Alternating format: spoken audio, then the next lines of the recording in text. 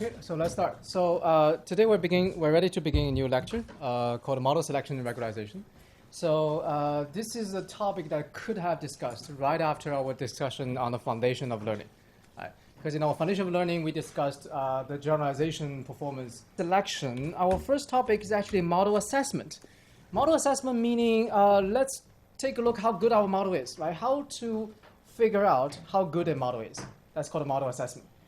Okay, so what is the measure of how good a model is? Well, we have already talked about how to do that.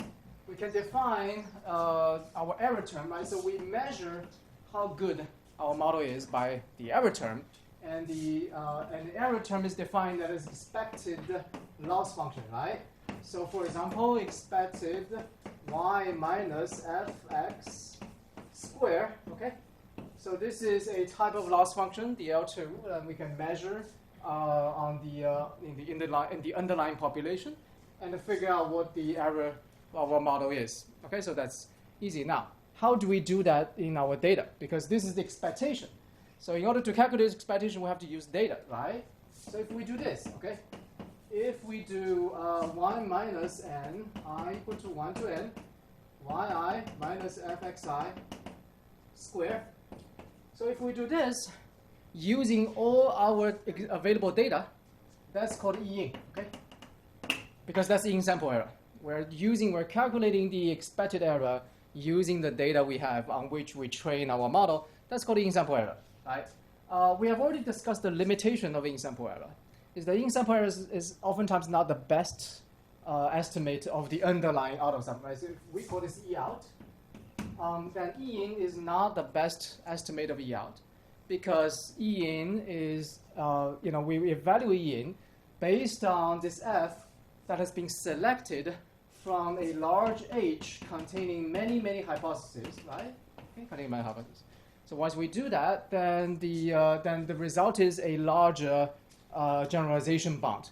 So this is, if we recall from our first lecture on the foundation, okay? Here we go. All right, now this is the Hoeffling inequality. If we are only comparing a single hypothesis, if we're only evaluating a single hypothesis, then this is the bound, right? 2e minus 2 epsilon squared. So this is the bound we have. All right. If this H is not a single hypothesis, if this H is selected from a large set of hypotheses, from a large model, then we know that this bound will become loose, right? Specifically, if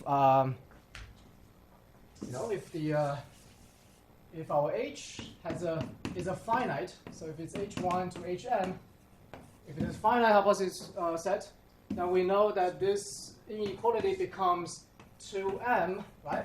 E to the minus epsilon squared n. Okay. So in other words, the bound becomes m times loser.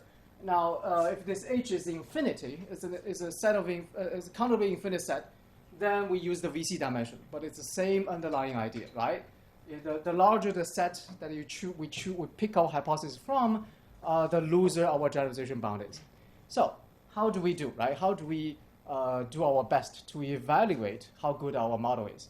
In other words, that's a question of how do we best estimate the E-out of our model. Well, one of the proposed way to do this is to use a so-called test data. Right? So in other words, if we can divide our data into two parts, one part is called training, and the other part is called test. Okay, we are going to train our model here, meaning only using these data to estimate or to pick our final H. Right. So we have a large H containing many small H, and we are only going to use these data to pick a single H. Okay, I will call it G. Okay, so G is the one that I pick. And then I'm going to test this G on the test data. Meaning I will do this calculation, right? Using G here, I will do this calculation only on the test data. So here the I, right? What are these I's? The I's are the I's of the test data, right? Only using data of the test data. In this case, the result, I will call the result E test, okay? The test error. Now, I will argue that this test error is a better estimate of the underlying E-out than the in-sample error, right? So I can calculate this from the test data, or I can calculate this from the training data. So argue that the test error is a better estimate of E out than the E train, right? Than the E in, okay? Than the in sample error. The reason is, again, this generalization bound, okay? So for the training error, we have the M factor here that makes the E in and the E out more different, right? The loser, the bound become loser. For the test data, there's no such M. The test data is much tighter bound because for the test error, the G, the hypothesis is given. It's not picked from a large set of hypotheses. It's a given hypothesis. Of course, this G is generated by the training data. But when from the perspective of the test data, if I am the test data, then this G is some hypothesis that I've never seen before, and it's given to me. I do not get to pick. In this case, the generalization bound becomes much tighter. In other words, the E test becomes a much better estimate of the E out. Now, is there any trade-off here? Is there any cost of doing so? Yes. Okay. Because in order to do this, we need to sacrifice our training data, right? Originally, we use all this data for our estimation. Okay. Now our training data becomes smaller, so we are only using part of the data for estimation. Now that makes our fitted model. So that makes our chosen G less good, right? The more data you use, the better the more unbiased your result is. The fewer data you use, then your estimation becomes less and less, it becomes worse, essentially, okay? So by using fewer data for training, the G become worse. But the benefit is we know the performance, we know the E, we have a better estimate of the E out of G, okay? So we know the out of sample error of G better because the test error gives us a better estimate of the out of sample error of G. So that's the benefit. The cost is now we're using fewer data to estimate the G. So that's the benefit of the cost, right? Okay, now we can further decrease, then the G become worse, but the test data, as the test data become larger and larger, the E test become closer and closer to E out, right? So as we increase the test data, our E test become more and more precise, become better and better approximation of E out. But our G become probably worse and worse because we're using fewer and fewer data. As we, if we use more data for training, our G is better, but we have a worse and worse idea about what the E out truly is. So that is really the trade-off here. Okay, so that's a simple thing. We have already covered this topic. What is more interesting, now what I've described here is how to best assess how good our model is. That's called a model assessment. We're not doing model selection yet, right? The fun part is how to do model selection, okay? Now, what is model selection? Model selection means I not only have one model, so this is one model. Let's call it H1, okay? H1 contains a bunch of hypotheses, all right? But suppose we're considering not only H1, but we are also considering other models too. Let's call them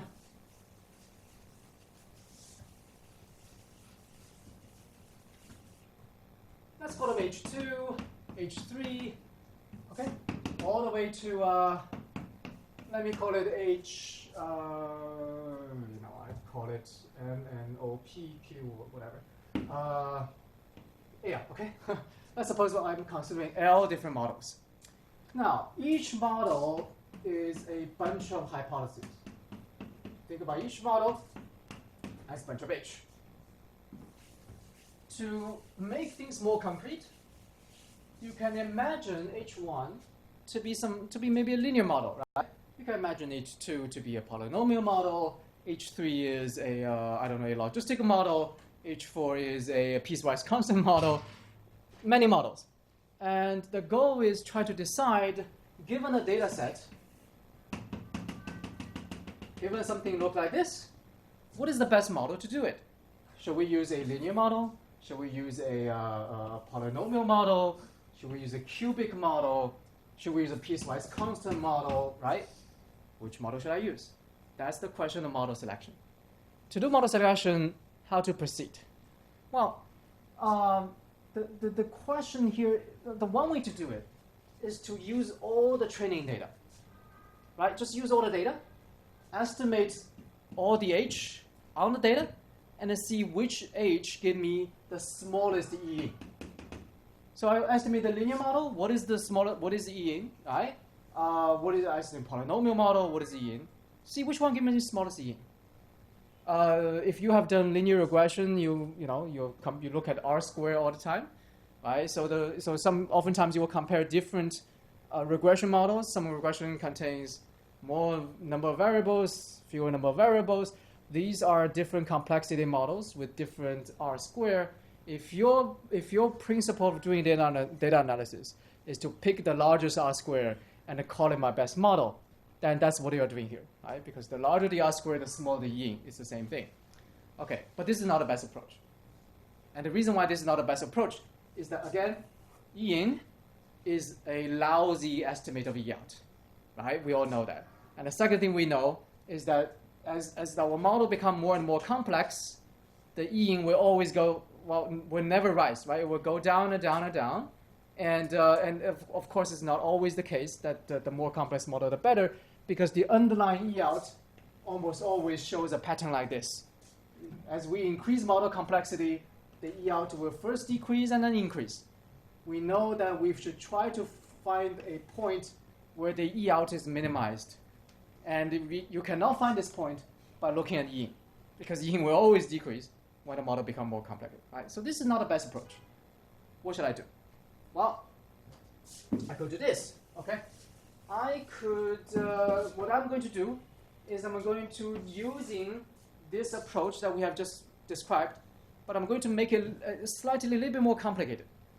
I'm going to divide my data now into 3 parts, not 2 parts, okay? So I'm going to divide it into something like this. I'm going to call this part the training part, training data. And I'm going to call the middle part the validation data. Okay, so let me write it out. Validation data. And I'm going to call this the test data. Okay. And let me describe how I'm going to do this. I'm first going to fit all the models on the training data. So let's fit H1 here, and then let's fit H2 here, and let's fit HL all the way to HL, all on the training data, right?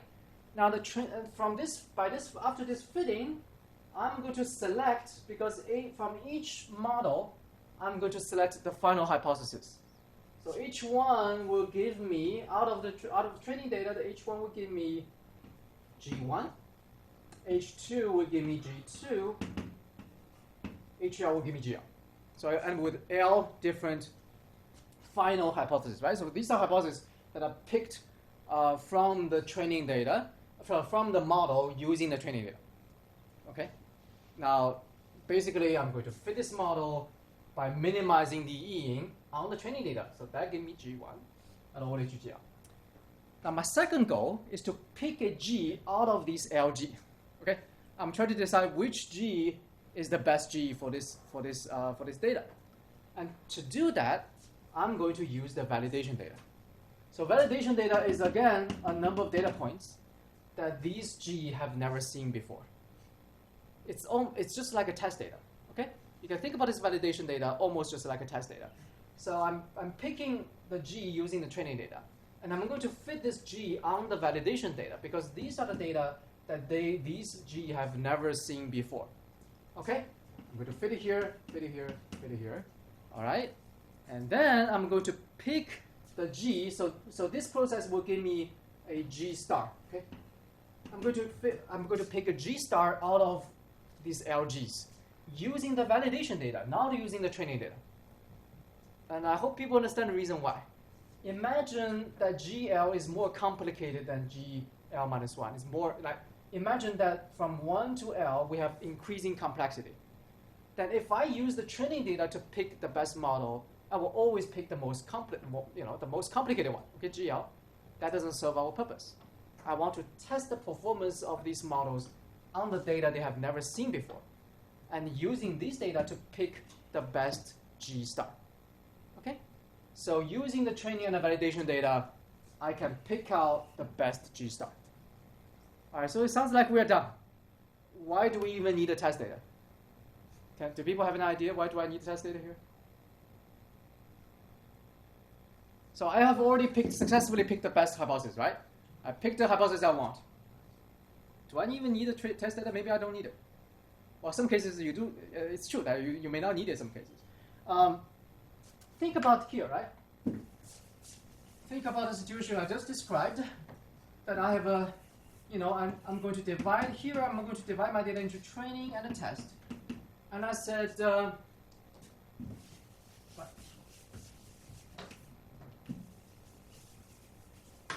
okay. So suppose we're not doing model selection. Suppose we're only doing model assessment, meaning my goal is to know how good my model is. So I only have one model, not many models, and from this one model, I'm going to fit on the training data, and from this training data, I'm going to pick a G. So this is the only G, right? This is the only G we have. So why do I need the test data here? Because I want to test how good this G is. So I put the G here on the test data, and to calculate the E test of G, so that this E test will tell me something about the true E out, because this E test is a good approximation of E out, right? So here, when we are doing model assessment, meaning I'm trying to know how good my model is, I need to divide my model into two parts, training and test. And the purpose of the test data here is to test how good this G is. Now, the performance of G on the training data doesn't count, because again, the loser bound. The performance of G on the test data is a better estimate of how good this G truly is. What about here? Here we are doing model selection, all right? We have a bunch of models. So in the first stage, we use training data to select a hypothesis from each model. In the second stage, I use the validation data to select a final hypothesis. So why do I even need the test data here? Because after selecting the final hypothesis, I want to know how good it is. I want to know how well it performed. I want to know the E out, okay? I want to know the E out of this final hypothesis. And to do that, I need to use the test data, not using the validation data. Why? Why do I not just look at the validation performance and declare that's the E out of G star?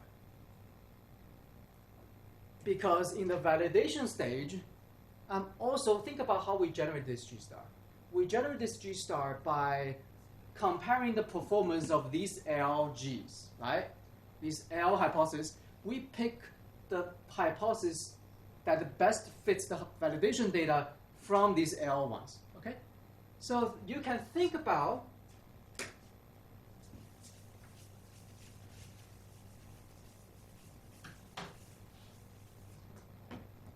what we're doing here as a three-stage thing. The first stage, I have H1 to HL, the L models.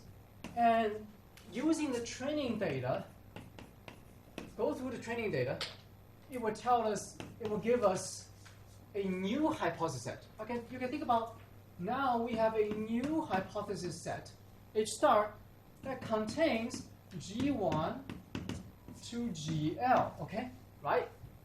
And you can think about what we're doing in the validation stage as fitting this new hypothesis set. Okay, so we take this hypothesis, we fit on the validation data, and from that, we produce the final G star.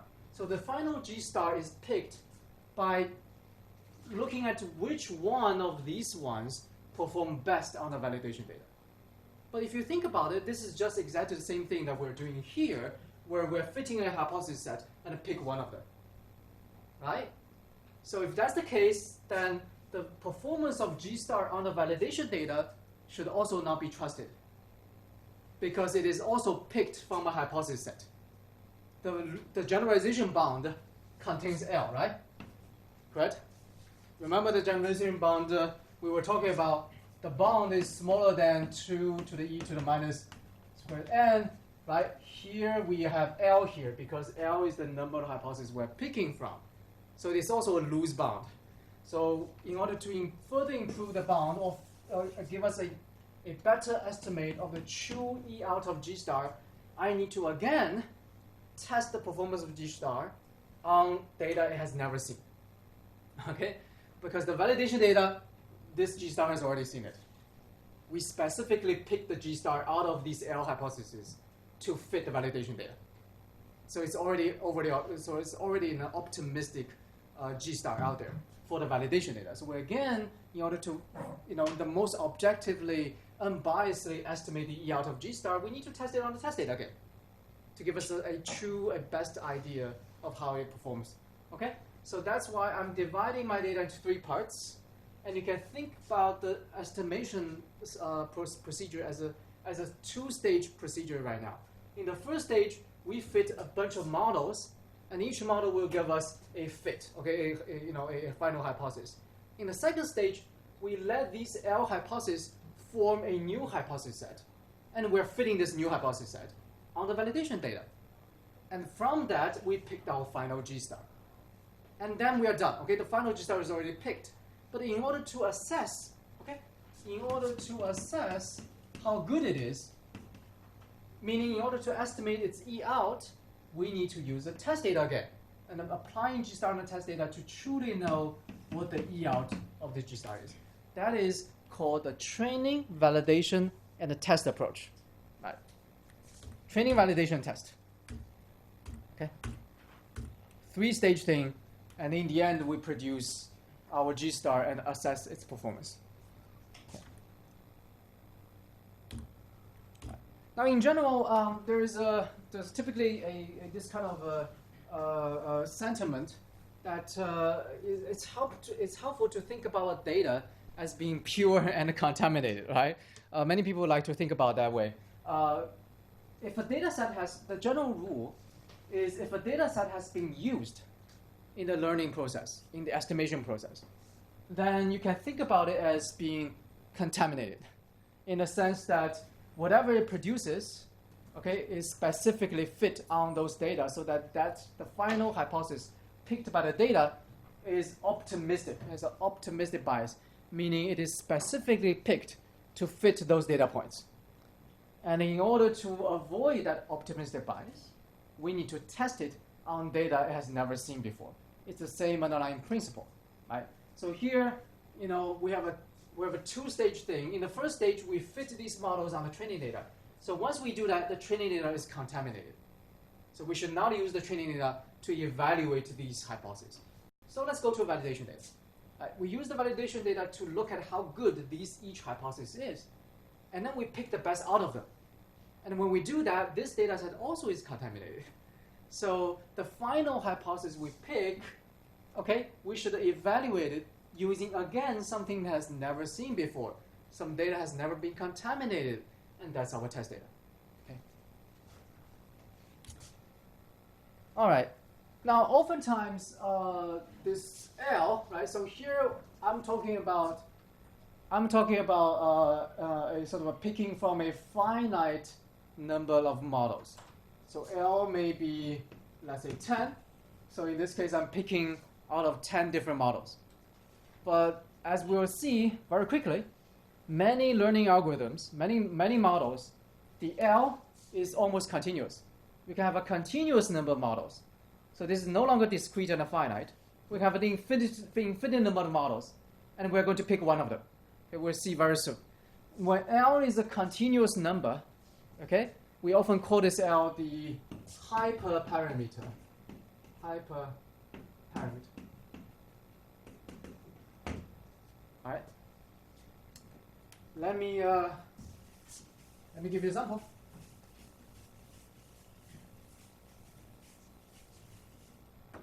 Suppose my model is this: y is equal to beta x to the gamma. Okay? Suppose I have a bunch of models.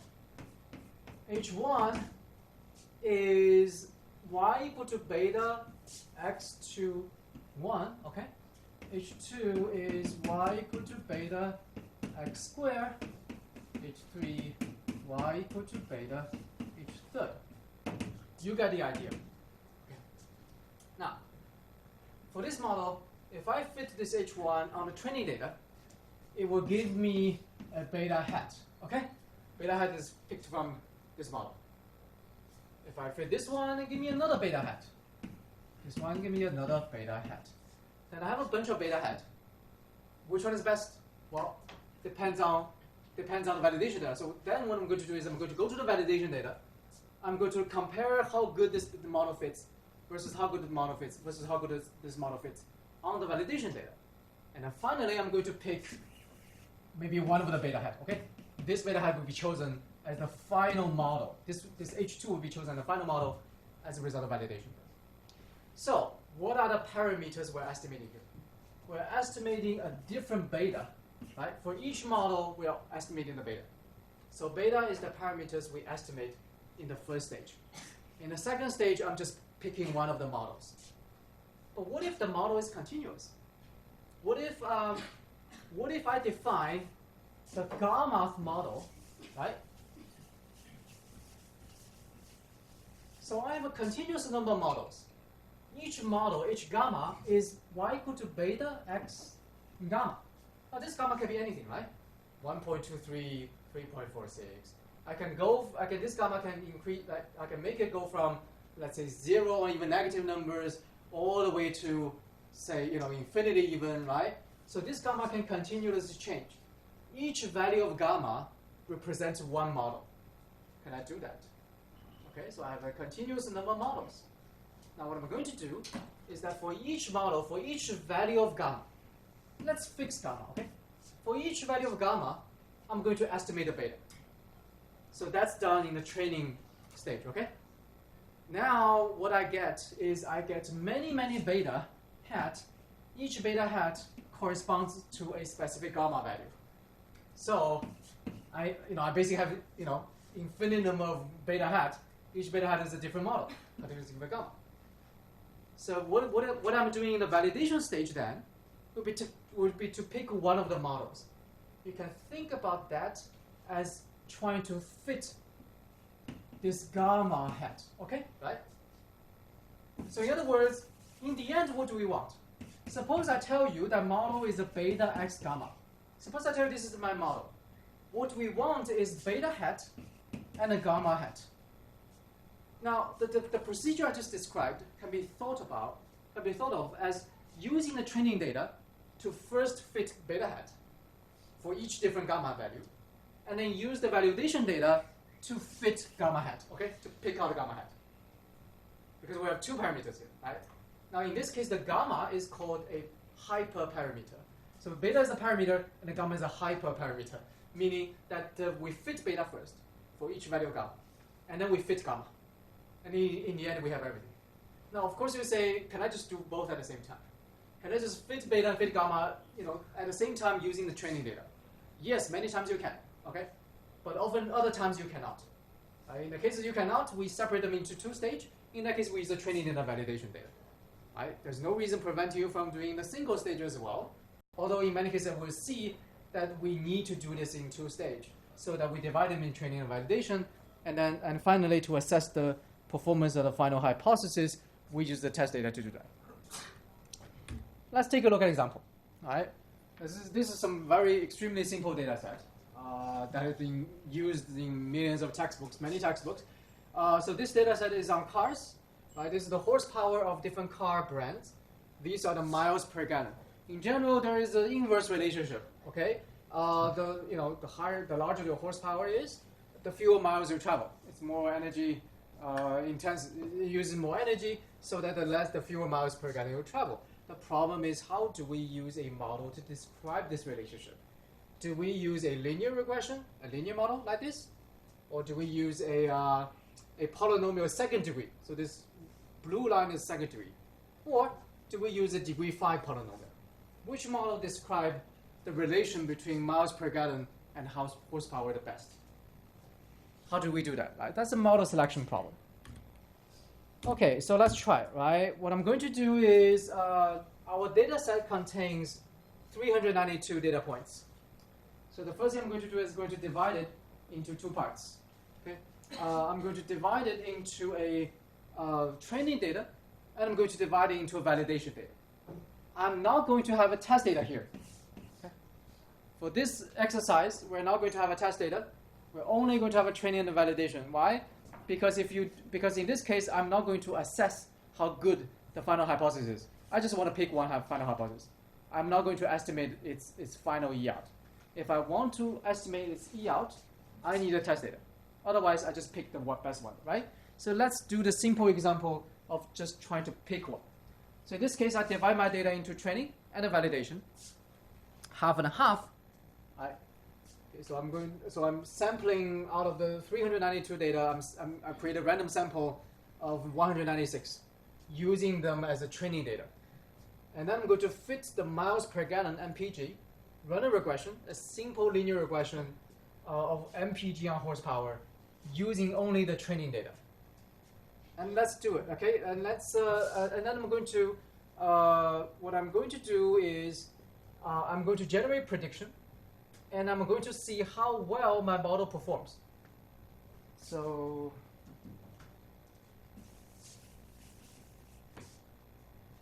y minus y hat, right? I square 1 to the n, right? So I'm going to calculate this thing on the validation thing. That's what I'm doing. Calculating the true y minus the y hat, but only on the, here it says minus train, but that means we're calculating on the test data, okay? Oh, sorry, on the validation data. So this VE represents the validation mean square error, okay? 23.29, that's our answer.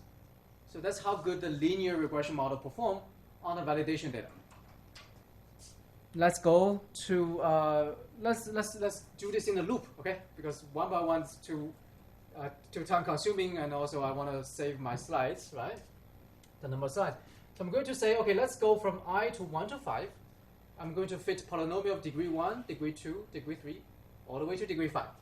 Every time I'm going to fit a polynomial, okay, the polynomial of horsepower raised to the power of I.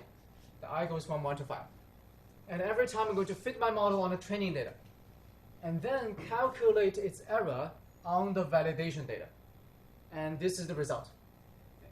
So as I go from degree 1 polynomial, which is the linear model, to the degree 2 and all the way to degree 5, our validation error first decrease, go from 23 to 18, and then quickly increase, as you can see here. So we have, in the end, we have this relationship, okay, in terms of validation error. As we increase model complexity, going from linear to polynomial to third degree, very quickly our validation error first decrease and then start to increase. So which one is the best? This point. In our model, in our result, that means the second degree is the best. Okay. Now, right? So that's our analysis. We have picked the second degree polynomial, which is a quadratic model, as the best model to describe our relationship using this simple approach.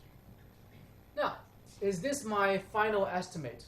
Is this my estimate of the underlying E out of our model? Because in the end, we pick the second degree polynomial, okay? We pick the quadratic model. Is this the best estimate of the quadratic model's E out? No. Okay? Because this is, again, the validation data has been contaminated when we do this. So we need to use another test data to evaluate how good the quadratic model truly is. But at least here we have picked the quadratic model using this approach. Okay. So that's our result. As we increase, that's actually from another trial. So let me explain here. So the approach that I just did is a simple way to select the best model, okay, to model selection. But there is a little bit disadvantage to it. The disadvantage comes from what? Comes from this step. This step, okay.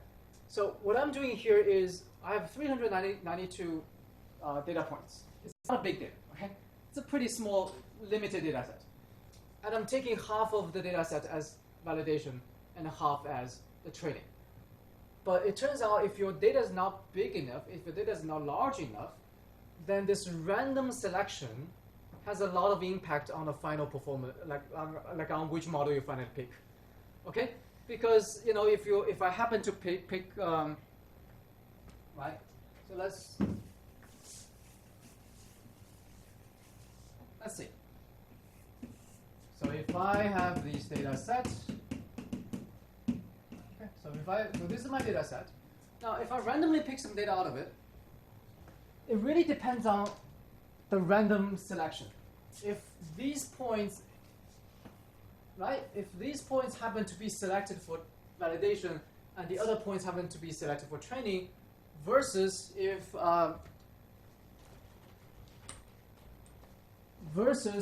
these points happen to be selected for validation versus the other points for training, can give us very different results, as everyone can see, right? And the reason is that our data is not large enough. So if we have a humongous amount of data, plenty of data, then we can just randomly divide them into two, and it works pretty well.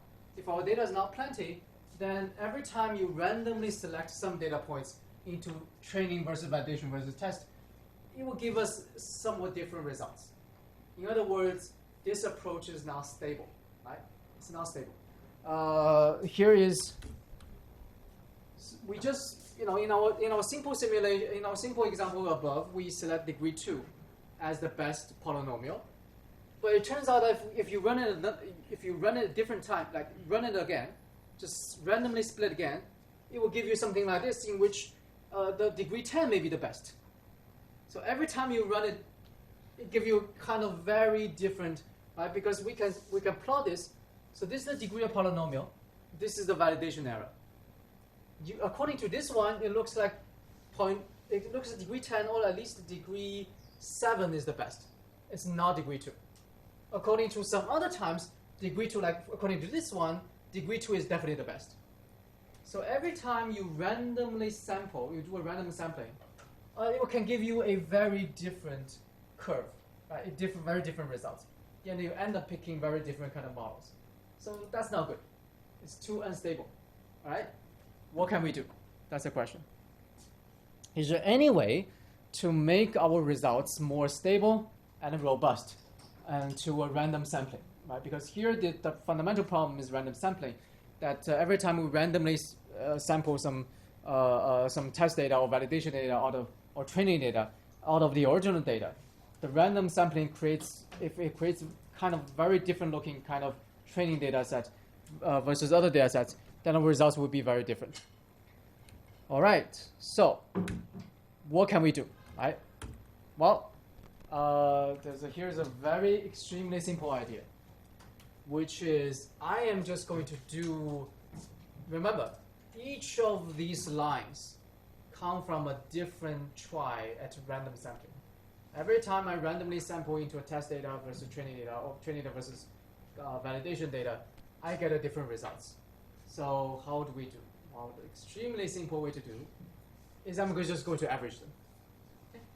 I'm going to do this numerous times, and then I'm going to average them, right? Then the result should be pretty stable. It's the same idea, like it's almost like a bootstrap, right? In bootstrap, I draw, right? So I draw many samples out of the original sample, and then average them, and the result is pretty. The result is a pretty good estimate of the underlying unbiased beta.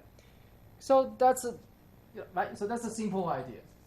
So you can certainly do this, but the approach I'm going to introduce now, called cross-validation, is an idea that's basically very similar to averaging.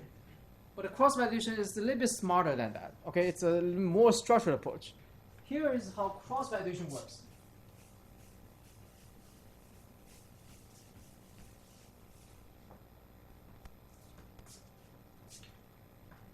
So this is our data set.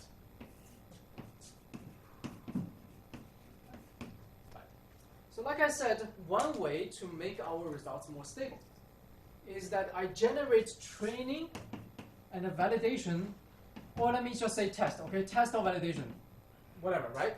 So we can generate training or test one time, and then get a curve, right? Get a curve like this. I generate training and test another time, get a different curve like that, and I'm going to average them. So that's one idea, right?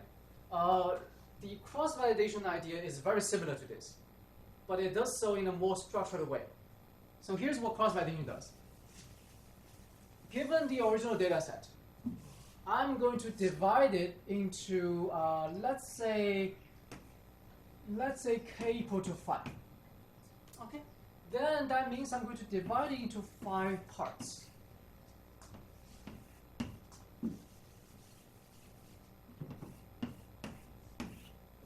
One, two, three, four, 5. Right, divided 5 parts. Then what I'm going to do is I'm going to generate 5 curves like this. Okay? Just 5 curves like that and average them. That's my idea. Okay? K equal to 5 means I'm going to generate 5 the curves you just saw and average them. But how do I do it? Well, I first use all these 4. I first use all these 4 things as the training. So I let this, okay? I let these data to be my training data, and I use this part as my test data or validation data. So that's the first one. That one will give me a curve like that, right? Okay. And then I'm going to make this part as my test data or validation data, and I'm going to use the other. I'm going to use these 3 parts plus this part as the training data. That will give me another U curve, okay? And of course, the third step is I'm going to use this part as the test data and use the other 4 as the training data, and that gives me another U curve. So you get the idea. The idea of cross-validation is to use one part as the test data and use all the other ones as the training data, and then rotate. Okay? So if k equal to 5, that means we divide it into 5 parts, and then we're going to, in the end, we're going to generate 5 U curve. Each curve will have, of course, a different minimum, but we're going to average them. And once we average them, the result will be stable. That's the whole. So this idea is basically, now the essence of this idea is that we're just going to randomly do this random split many times and average them. But the cross-validation is slightly more structured in the sense that it's going to evenly divide the data into k parts. And every time using k minus 1 parts for training and 1 part for test, and then average the results. It gives us the final sort of a prediction of the E out. Okay, so here is a better drawing than what I just did. We have 1, 2, 3, 4, 5. Divide the data into 5 parts. Oftentimes they are called fold. So fold 1, fold 2, all the way to fold 5. So in one split, we're going to use one of the fold as the test data, and using all the other 4 as training. And then for the second one, we're going to use second round. We're going to use this one as the test data, all the other 4 training, and all the way until we have 5. In this case, we generate 5 different U curve, and we combine them to give us our final estimate of the yacht. Okay. Right. So in the end, here's what we can write.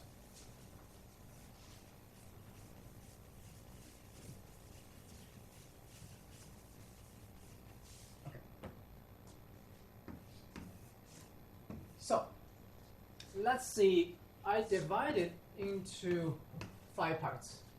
In the first round, I'm using this as my test data. I'm using all these as my training data. What I'm going to do is I'm going to fit all my models on the training data, and I'm going to test the model on the test data. And this will give me a E in, right? This will give me an E test. But this E test is based on this test data and this training data. So let's call this E test 1. Okay, it's the first one. The second time, I'm using this as the test data, the other as the training data, and that will produce an E test 2. Okay, so I do this for 5 times. In the end, what is my ECV? I call this my cross-validation error. The cross-validation error is simply the average 1 over 5 E test 1 all the way to E test 5, right? I simply average them, and that gives me the ECV, the cross-validation error. Why do I do this? Like, what is this ECV good for? Well, this cross-validation error is an estimate, is my estimate of the E out. Okay, right? It's my estimate of the E out. It's very simple. In order to estimate the out-of-sample error of my final hypothesis, I can just do one round. I can just randomly divide using one test error, but that's not stable. That produces too much variance. So to make things stable, well, I'm doing this CV, right? This whole cross-validation procedure. But in the end, my goal is to get a cross-validation error, which is a good approximation, a good estimate of the underlying E out. Right. I hope that's a simple understanding, right? Okay. Several things to comment here.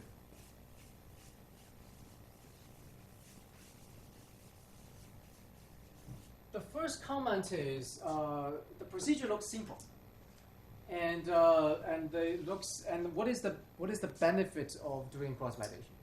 The benefit is if we only do one split, and using some data as TE, some data as TR, training university test, then the result is unstable.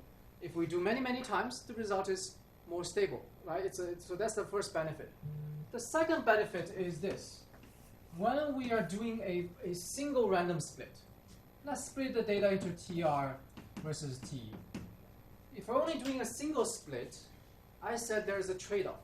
The trade-off is if we make more data available for TR, then our fit becomes better, but our E-test becomes worse. If I use smaller data, TR becomes worse, TE becomes better. But in cross-validation, we actually use all the data for TR.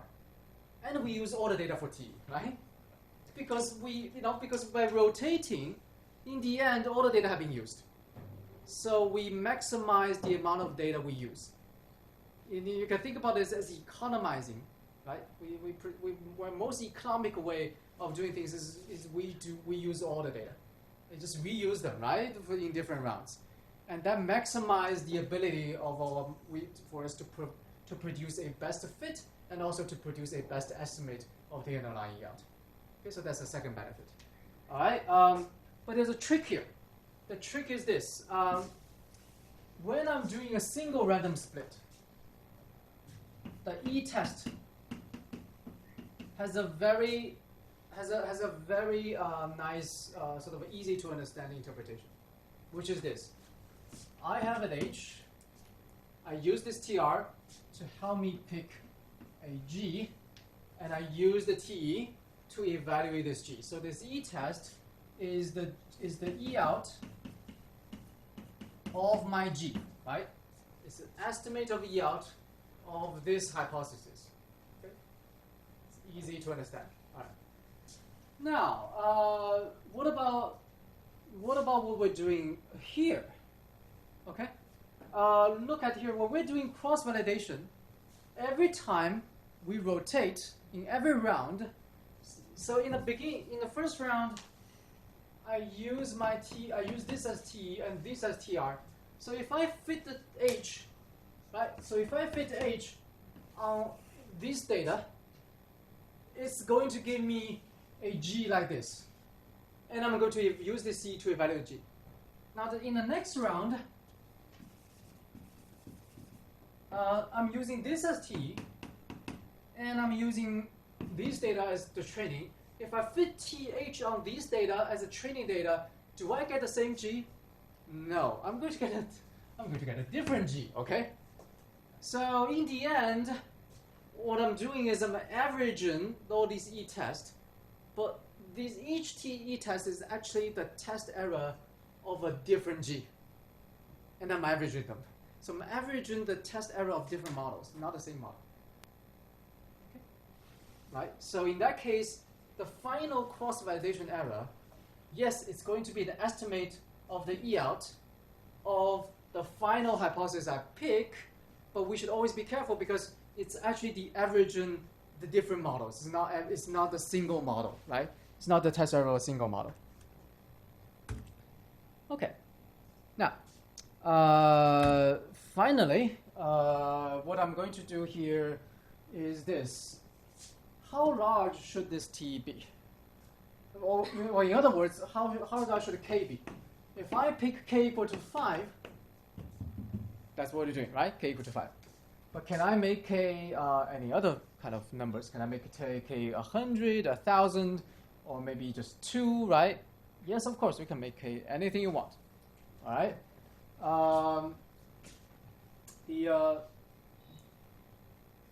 Let's see. Actually, let me just spend one more minute on the. Yeah. Okay. So let me say this. Suppose there are n data points. Suppose n equal to 1,000. Okay. So 1,000 data points. Then our k, cross-validation, the k can go from 1 all the way to what is the maximum? 1,000. Okay. So when k equal to 1, what does that mean? That means it's almost useless, right? We're not doing anything. We're not even doing. We're just using all the training data. Okay. So that's bad. If k equal to 2, then we divide it into 2 parts and we rotate. What does it mean? What does it mean that k equal to 1,000? What does that actually mean? It means that each data point becomes a partition, right? And so every time our t is only what? Is only one data point. I'm using all the other data points to estimate the model and test on this one particular data point to see how good it fits. And I'm going to the second data point, third data point, right? So every time I try, and this is what we're doing here. So let's look at these models, right? We have these data points. So what I'm going to do is I'm going to have, let's say, 1, 2, how many data points do we have? 1, 2, 3, 5, 6, 7, 8, 9, 10. 10. Okay, very nice. So I have 10 data points. I'm going to have k equal to 10. The first time I use this data point as my t, all these data points I'm going to fit my hypothesis like a linear regression, and I see how good my regression fit on this test point. You can see the error is this, right? This is my error. The second time I'm using this point, the third time I use this point. So then we can rotate for 10 different times, and in the end I'm going to average in all the errors, right? I'm averaging this error, this error, this error. I'm going to average all the errors. That gives me the final cross-validation error. So that's called, there's a name for it. It's a special kind of cross-validation. It's called a leave one out cross-validation, meaning that our k equal to n. So every time the test data is only 1 point, that's called a leave one out. Now, leave one out is extreme type of cross-validation, right? Now, right? So because extreme in the sense that we have like a k equal to n, so every time we only evaluate the performance model on one data point. But that brings us a question, right? So what is the optimal number of k? Okay, should k be 5? Should k be 10? 1? Or leave one out, like k be equal to n? What is the optimal amount of k? But before talking about that, let's just see some applications, right?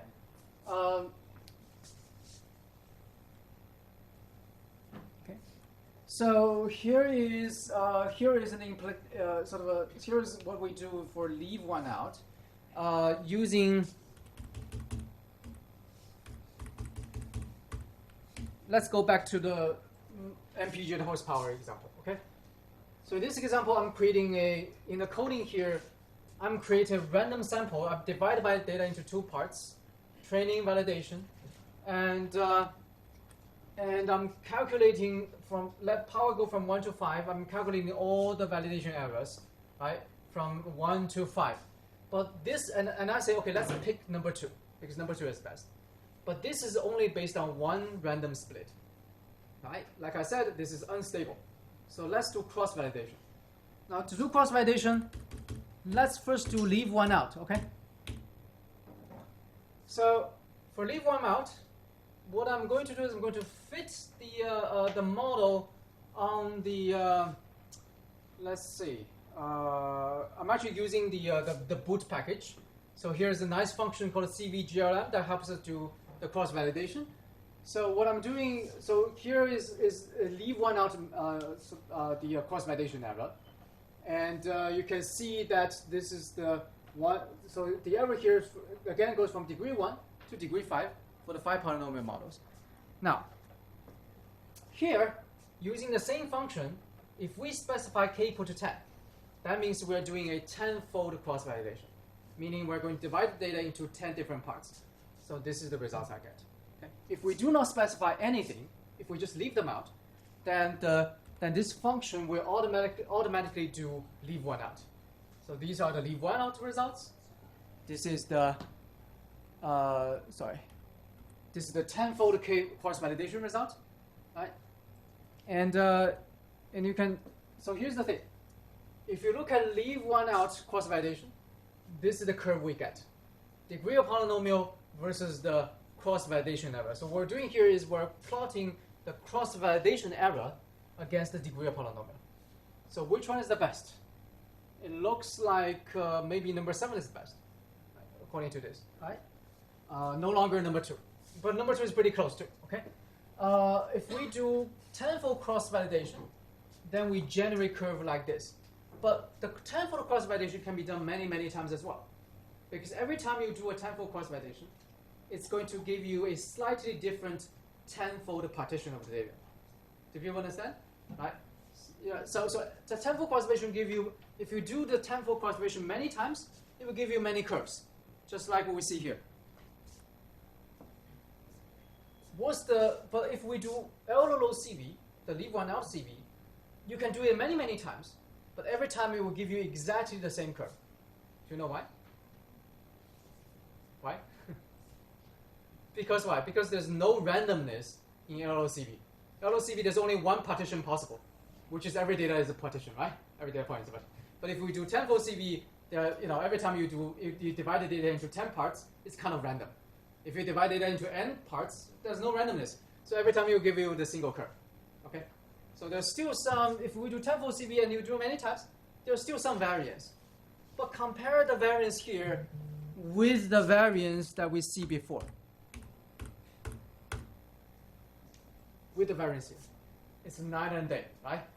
You can clearly see, so this is the variance of, these are the variation in the U-shaped curve based on many single random splits.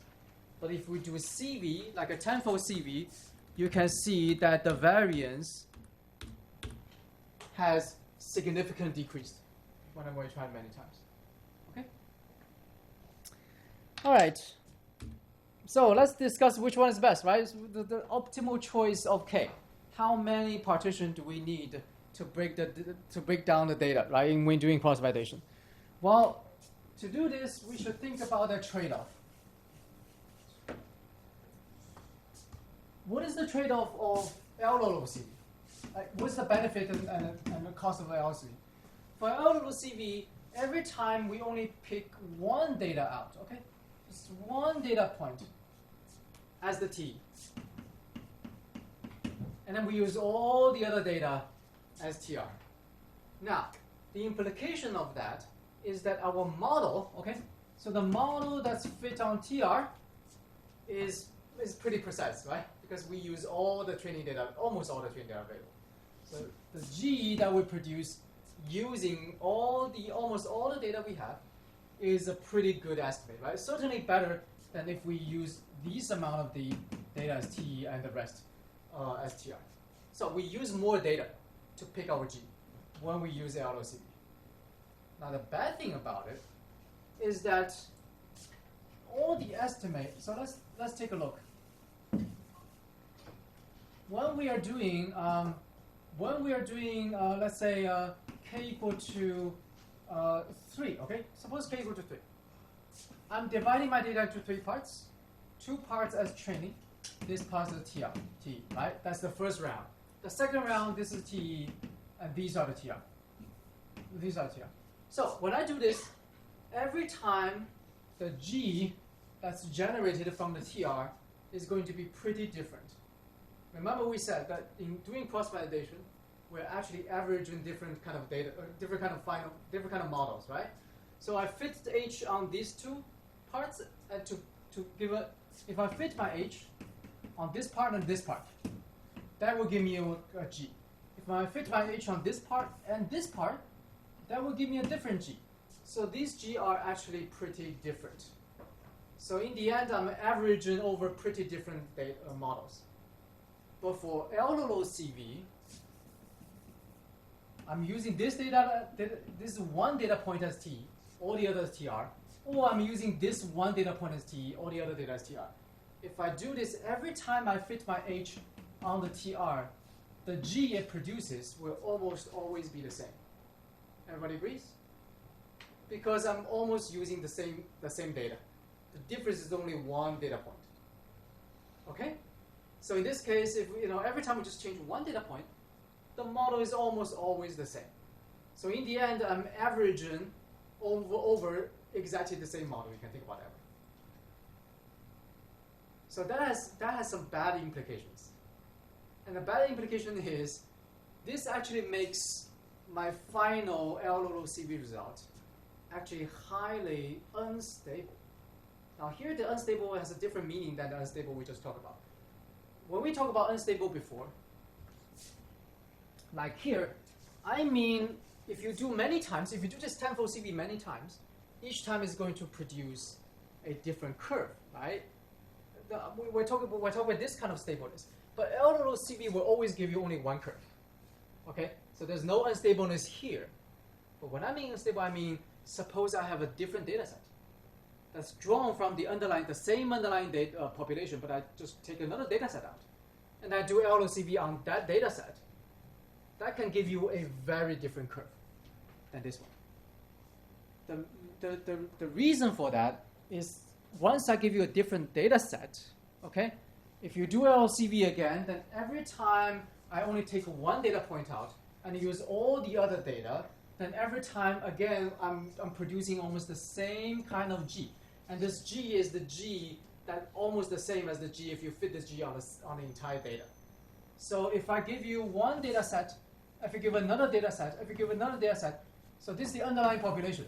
Every time I give you another different data set, the LOCV is going to average in over almost exactly the same G that's fit on this particular data set. So it gives you almost the same answer as this one, but changing the data set, it will give you a different curve. Now, what about like threefold or tenfold CV? For threefold or tenfold CV, every time my H is actually fit on a different kind of training data. So you can think about like, suppose this is your data set. Every time I'm going to take like these data out as training, and I'm going to take these data out as training.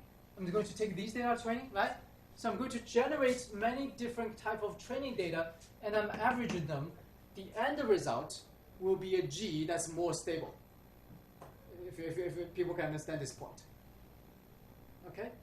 So in other words, for LOCV, the G, every time you fit a G, it's almost the same G, which is the G that's almost the same as the G if you fit on the entire data set. So once the data set changes, your G changes, and your result changes drastically. But for tenfold CV or fivefold CV, right, for limited K, then the estimate is a little bit worse because we're estimating on fewer number of training data every time. But the training data are different every time. Okay, the training data sets could be very different each time. So every time it generates a different kind of G hat. And then once you average that, that is a more robust estimate than the LOCV. Okay. So we have this trade-off here. The trade-off is as you increase the amount of K, essentially if K becomes larger than larger toward LOCV, then every time we're using more and more data as training data, and fewer data as test data. So our results will actually be more, the G that we produce every time will be more and more correlated with each other in every round of CV. So the end result is an estimate that could be actually more unstable. The variance could be larger in terms of once we change the data set, it could give us a different result. As we decrease the amount of K, okay, as we make K smaller and smaller, we are using fewer and fewer data for training every time. And that can also make things worse, right, in terms of producing worse fit. So we need to find a best balance between these two extremes. So in the end, what is the optimal K? Well, nobody knows, right? We can, there's no rule of thumb. There's no optimal K that you can compute for any given problem. But there's a rule of thumb because typically people do K equal to 5 or K equal to 10. This is the most common thing people do. People now you don't really use LOCV, and you don't really say K equal to 2, which is So typically what people do is K either equal to 5 or equal to 10. That has been tested to be to give you a reasonable performance in most cases we face. Okay, so here is an example that we have already seen from our introduction, that we have an underlying true relationship, which is the black curve, is the underlying true CEF. And then I can fit a linear model or a quadratic model or fifth degree polynomial, and we try to see which one is the best, right? So this is the in-sample error. As we increase model complexity from linear to quadratic to fifth degree, the in-sample error decreases. This is the true underlying out-of-sample error. So the true underlying out-of-sample will tell you that the second degree is the best for our purpose. Okay. Now, let's do cross-validation. So, if I do cross-validation, it may not give me the true underlying yield. Remember, cross-validation is a way to estimate this true yield. We never know this yield, right? We want to estimate it. Cross-validation is a way to estimate it. Let's see how well it performs, okay, in this example. But we tried three different cases. This is the first case. This is the second case. In the second case, the true model, the best true model is actually still degree 2, but degree 1 is also performed pretty well. But quickly it become very bad if we increase our degree of polynomial, right? So that's the second case. Because in the second case, the true underlying black CF is almost linear. So we have this kind of situation.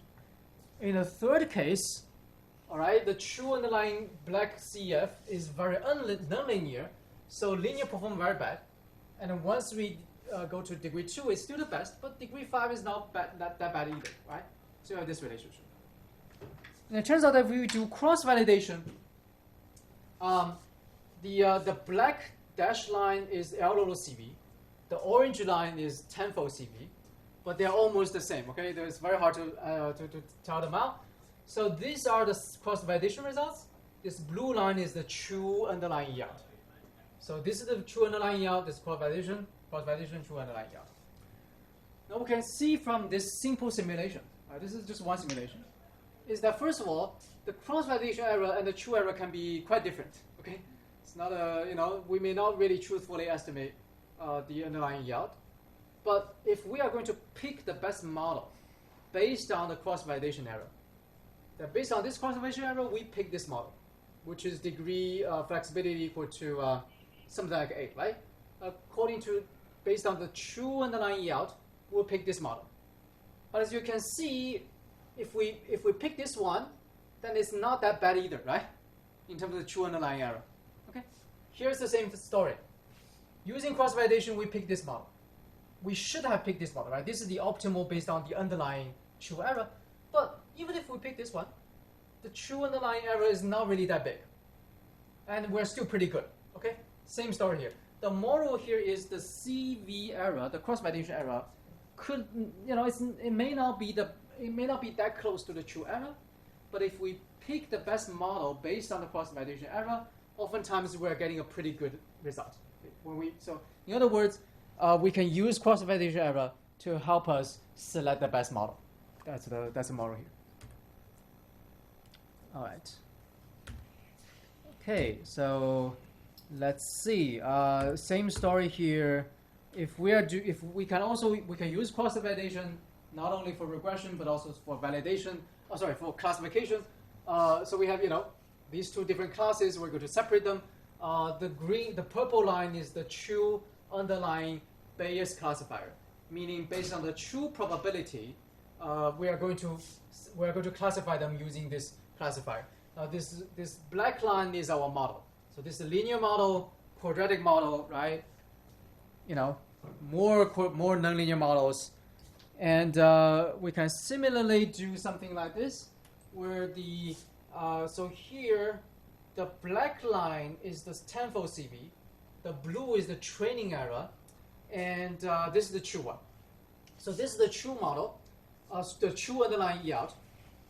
This is our cross-validation, and this is the training. So as you can see, that as we increase the order of polynomials, the training, the E-ing always decrease. Not always, but it tends to decrease here, right? If we, the underlying, the best model should be this one. But if we pick based on CV error, we pick this one. So again, if we look at this one based on the true underlying E out, it's not that bad either, okay? So it's pretty close. Similar story here, right? We can, this is actually an example of KN. So we previously, in talking about classification, we talked about using K nearest neighbors to do classification. And if you remember, if your K is large, right? If your K is small, extremely small, like K equal to 1, then your training error is always 0. So that corresponds to the most flexible model you can pick. As your K increases larger, it becomes linear. The question is, how do we choose the best K? What is the best KNN? What is the best K for KNN? Well, the answer is we can use cross-validation to find out what is the best K. So here, we let 1 over K go from 0 to 1, which means that we let K go from very large to very small, right, to 1. 1 corresponds to the most flexible, most complex model. Here, this corresponds to the most linear and a simple model. Right? So as our model complexity increase, we have this relationship that this black line is cross-validation, tenfold cross-validation. This line is the true underlying E out. So if we pick based on cross-validation, we can pick this K. Okay, so this is the K that we're going to pick for KNN. So this is one way. So one way of doing KNN is to fix the K yourself. Right? Just fix K to be 5 or fix K to be 10. But if you really want to find out the optimal K, then you can use cross-validation. The way to use it is to try many different K values. Okay, try all of them, and estimate the validation error of each K using cross-validation, and then pick the one that performed the best, right? Using our approach. Okay, finally, one word of caution. So far, when we talk about cross-validation, the method we talk about is to randomly divide the data into divide data into K equal parts and then rotate them, right? Rotate the test data. This way of doing cross-validation only works if your data is RID, right? If the XY data is independently and identically distributed. If your data is not RID, for example, suppose it's time series, then it doesn't work, all right? Do people know why?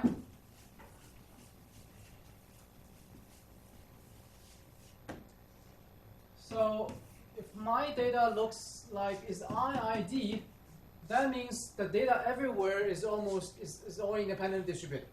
So in this case, I can divide my data into 3 parts, using this as training, using this as test, and then using this as training, using this as test. That's all good. But if my data is time series, what happens? If so I hope people have taken time series here, right? Time series data, right? Each y, the yt, y2000. Okay, so the GDP of year 2000 is a function, for example, is correlated with y of 1999. Okay, year 2099 plus some other things. Okay, rho plus beta x, okay?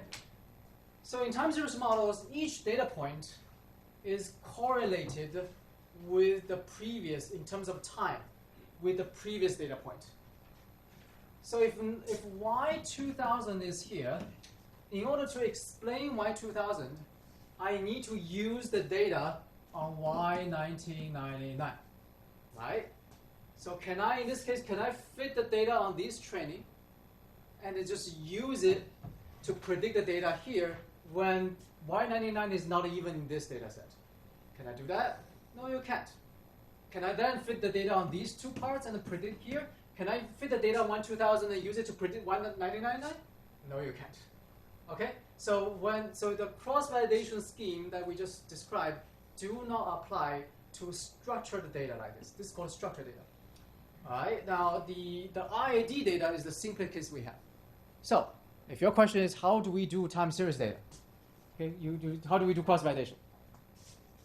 See here for discussion. Okay, click it, and that give you a nice discussion, and then you can do for your homework. All right. So this is a nice topic that I have suggested for you to do for your homework. Right. The underlying idea is very, very simple, but so you can read it for yourself. All right.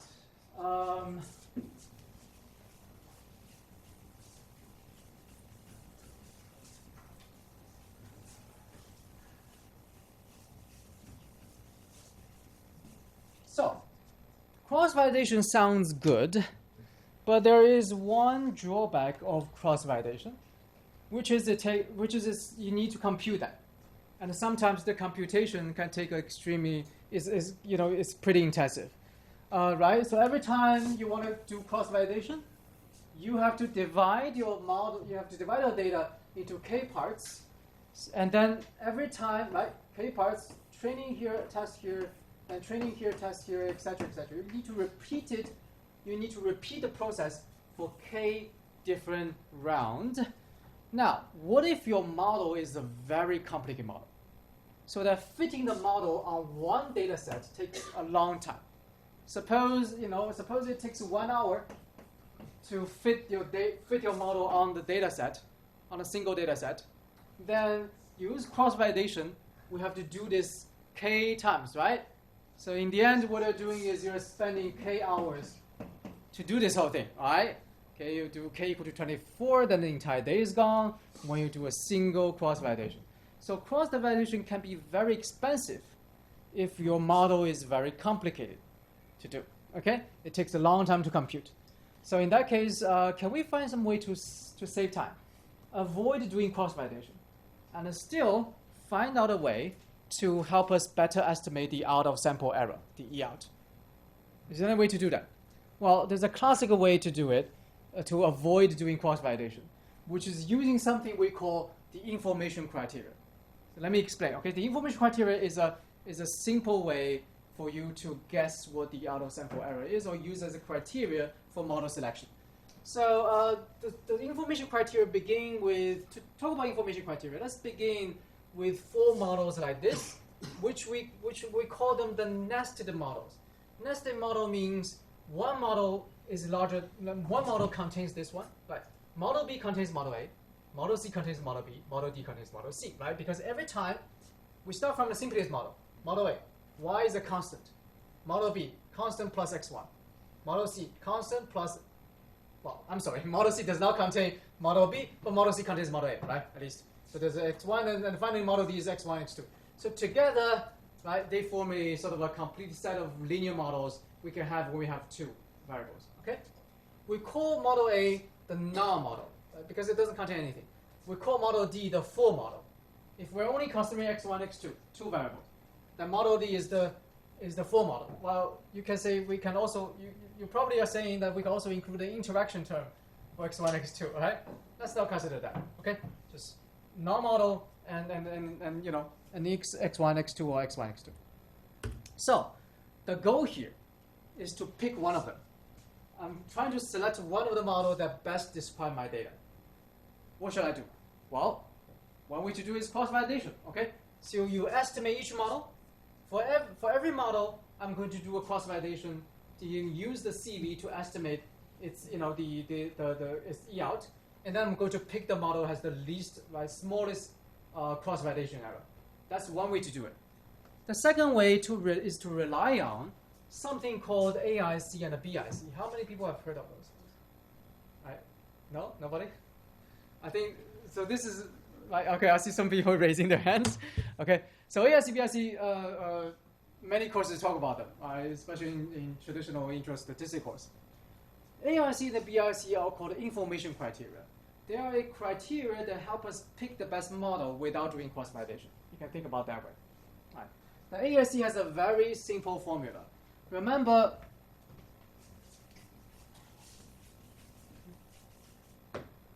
it's based on likelihood, okay? So remember, when we estimate a model, a probabilistic model, we can define likelihood, log likelihood, this is likelihood, as essentially the probability of observing the data conditional on our model, okay? Conditional on theta, all right? And then I'm going to select the best theta that maximize this probability. Now, the problem is if I have different kind of model. So likelihood of model 1, the likelihood of model 1 is the probability of observing the model, observing the data conditional on our model is model 1.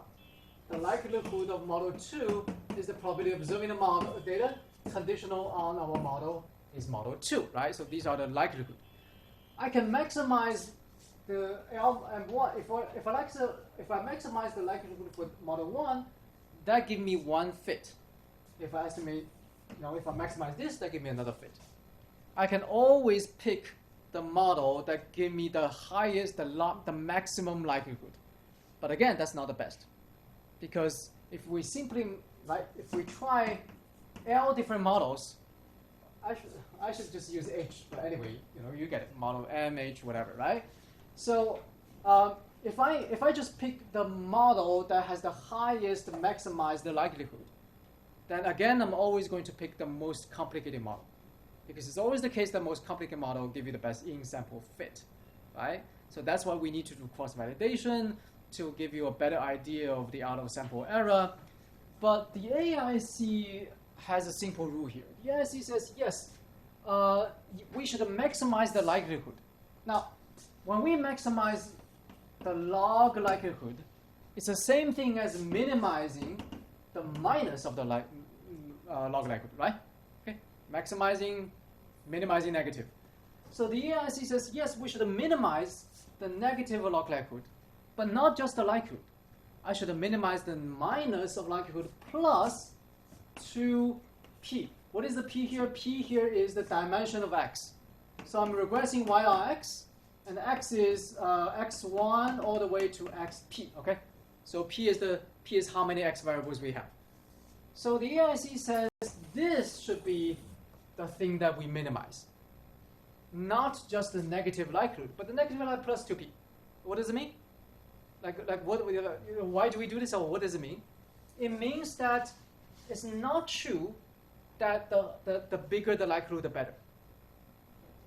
We must balance likelihood, or we must balance how well our model fit versus how many variables we have.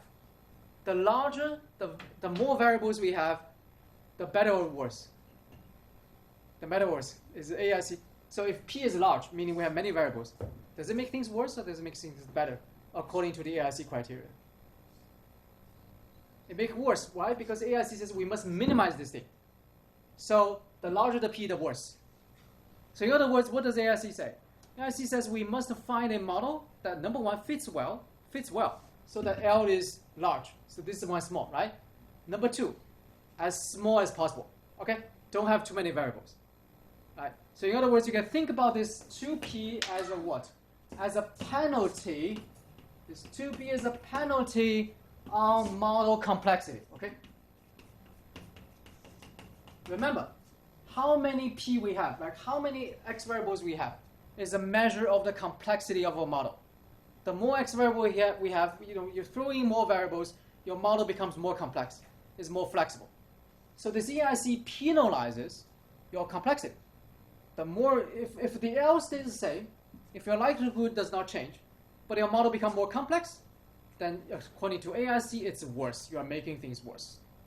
All right? So AIC provides a nice balance of looking for better fit versus penalizing the model size. Right? It's actually, in the sense, it's similar to what? Similar to the ideal of adjusted R-squared, if people have studied that. Right? Okay, remember? Now, BIC is also the same thing. BIC is another information criteria that's similar to AIC. The only difference is BIC penalizes complexity using a different criteria. For BIC, it's minus log L plus P to the log N. This N is the amount of data points. So for BIC, it also penalizes P. P is the model complexity. But instead of 2P, instead of 2 times P, it's log N times P. Okay? All right. So several comments here. Okay? The first comment is this. Remember when we look at the out-of-sample E-out. If we look at the out-of-sample E-out, if we look at the relation between E-in and E-out, then we know that E-out goes like this, E-in goes like this. As we increase model complexity, E-in will always decrease or not increase. E-out will have first decrease and then increase. Our goal is to find this minimum point. Okay. Now to do that, one way is to use cross-validation. So we try all different kind of models. and then we use cross-validation to produce an estimate of yield. So call this ECV, right? So we have we may have something called ECV that is an estimate of yield, and then based on ECV, we can pick the best model. This is one way. The second way is to use information criteria like this, which says we are also looking for for information criteria like this, as we increase model complexity, what happens to AIC? When model complexity increase, for AIC, this part is the E-ing part. This part becomes smaller and smaller and smaller. However, this part, okay, let's say 2p, right? 2p becomes larger and larger. So AIC will actually give you a curve very similar to this, right? AIC will generate curve estimates. Okay. Initially, we can increase our L a lot. As we increase our model complexity, our likelihood becomes larger because we can fit the data better. So initially, E goes down, despite the fact that P is increasing. But as we increase complexity more and more, our the likelihood will increase smaller and smaller and smaller, but P continue to increase. So we end up giving this U curve like that. And we're going to, based on this AIC, I can also select the best model. Now, the formula for AIC and BIC come from theoretical asymptotic inference. Okay, where in the sense that let's suppose that our n go to infinity, and then let me derive the optimal formula for the asymptotic performance, and in order for me to select the best model. So AIC and the BIC are theoretical. The formula actually come from theoretical calculations based on asymptotic inference. The cross-validation is an empirical technique to estimate the yield. So one is theoretical, the other is basically empirical based on data kind of technique, all right, finite sample technique. But we can use cross-validation, or we can use this AIC, right, to select the model in the end, right? Okay, so here is and between AIC and the BIC, which one give you a smaller model?